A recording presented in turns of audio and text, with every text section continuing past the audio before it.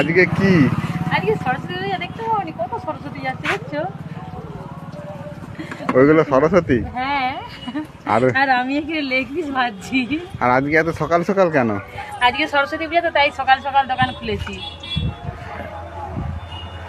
এই যে leg piece এখন ভাজবো। ওইগুলো কি লেগ পিস? হ্যাঁ ভাজবো। এখন কি ভাজা হবে?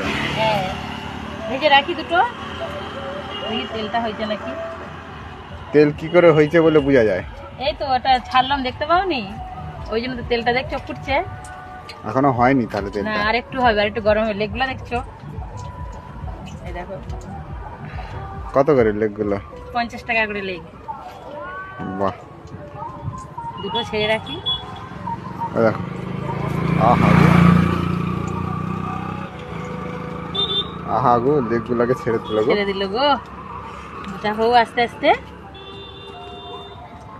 চলো ঠিক আছে, আর দেখায়।